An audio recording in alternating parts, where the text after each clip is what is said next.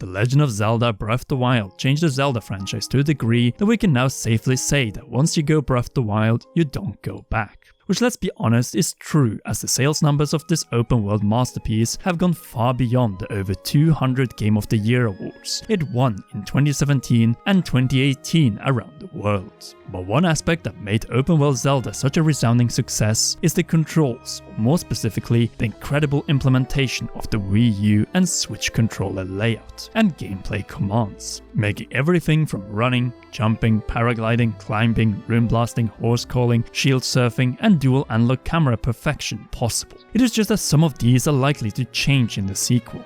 And as such, in this video we'll go over all buttons that the Zelda team utilized for Breath of the Wild and what might change based on the information we have about the sequel. So be sure to leave a like on this video and subscribe and press that notification bell to qualify for our 300k subscribers giveaway, which will happen if we reach that number by the launch of Skyward Sword HD. But now, let's get into possible controller changes inside Breath of the Wild 2. Welcome.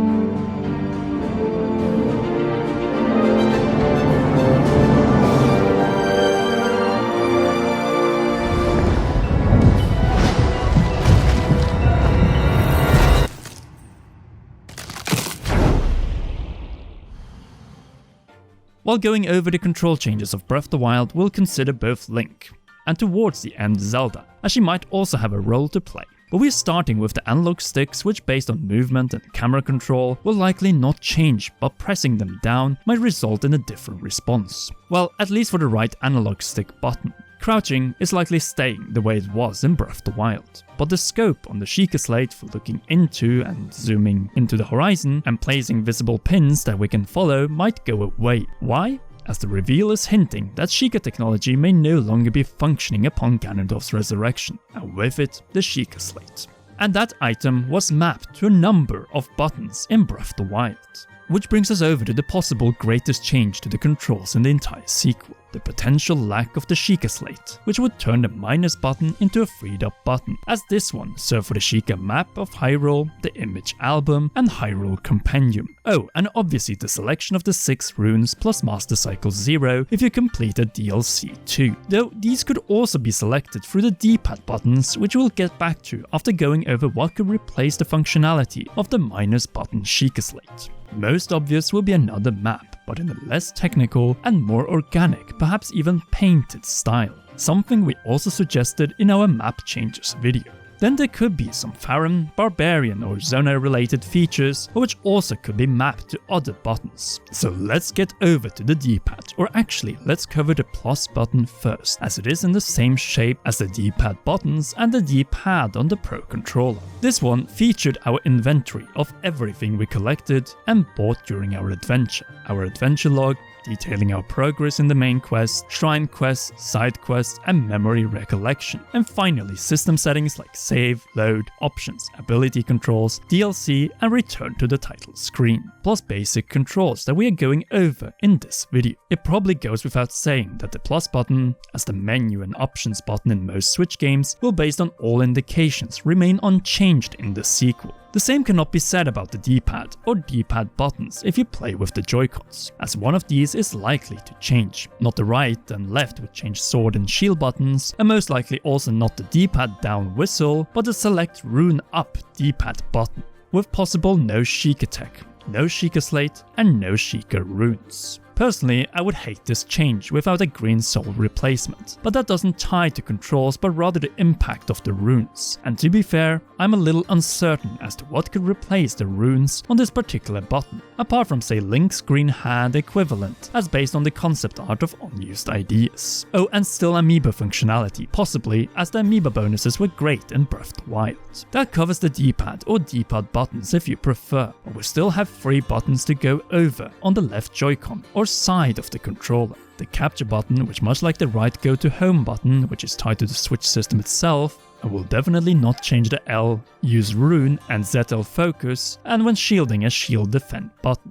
The ZL button is likely to remain the same, as the green hand impacted Link's right arm and not his left shield hand. Let's remember, the Hero of the Wild Link is right-handed, just like the Hero of the Sky in Skyward Sword, and unlike all the other Links in the Zelda series. Nevertheless, the L button was specifically dedicated to using runes and amiibo. The latter might still be mapped to it, but runes are a big if. Specifically tied to if Sheikah technology is staying in the sequel. If not, then we have one of literally the biggest controller buttons to map in the sequel, and this one could serve a number of different purposes. Though replacing runes with arm functions seems to be another possible implementation, though this one could also be mapped to one of the 4-lettered action buttons. Which brings us over to the right side of the controller, where we have already covered the analog stick and button, plus and home button, leaving us with a total of 6 buttons left to go over and possibly change from Breath of the Wild to the sequel, before we go into multi-button combos and finally buttons for Zelda if she is playable. And we're starting with the ZR button and then working us downwards. This one was exclusively tied to the bow and shooting different kinds of arrows towards enemies and wildlife. I highly doubt that this will change, as we have had bows and arrows in all 3D Zelda games and most 2D Zelda games excluding Zelda 2. But what if Breath of the Wild was a modern Zelda 1 and its sequel a modern Zelda 2? It's obviously a joke, but you never know. Though, let's move away from Zelda conspiracy theories and instead head over to the throw R button, which allows us to throw our less and more badly damaged weapons, rune bombs, small rocks, and so on. Unless Link will not be able to lift with his right arm anymore, then this button is likely to not change, but if the right hand of Link might be out of commission for the 2 items requiring 2 hands, then it might also impact something else, namely the X button, which will no doubt remain the jump button. What about the paraglider when moving forward pressing X and then X from a height? Will it still be present in the sequel? And what about the Y button, which we up to now used for Link's right hand attacks, including for the Master Sword, charge attacks when held in, and so on. The champion powers are likely gone following the champions fading away with King Rome, so there goes hold X for Rivali's Gale and hold Y for Urbosa's Fury. The more we think of it, we've never been in a similar situation before outside of one, Ocarina of Time to Majora's Mask, where much was the same, but at the same time there were differences, in particular when it comes to swimming controls. The same is also likely to be the case in Breath of the Wild, where swimming was slow and not encouraged by the Zelda team, who had nothing to offer in terms of underwater exploration and gameplay outside of using the analog sticks and the X button to swim faster.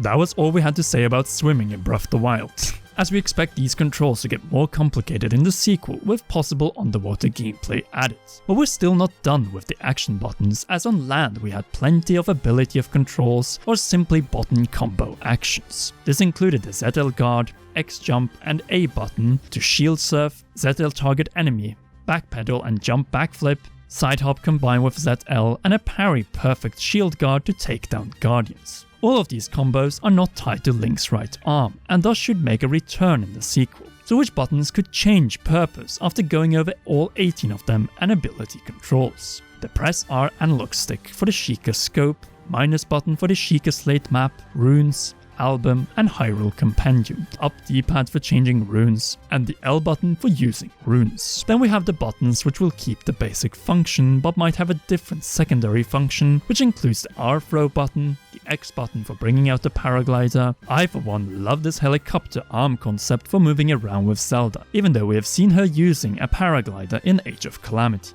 The hold down X and Y buttons, unleashing the champion powers, are also likely to be changed, and the same goes for some of the swimming controls. Though keep in mind that the limitations due to possibly Link's arm does not tie to Zelda, if she will be playable, which could make controlling the two rather different. Say where short-haired Zelda is controlled more Breath of the Wild traditional, while Link controls at least to an extent in a new way. And who knows if we can freely switch between the two when questing together, which would be fitting on a Nintendo system called a Switch. So why not also map this command to perhaps the up or right D-pad for Link and Zelda?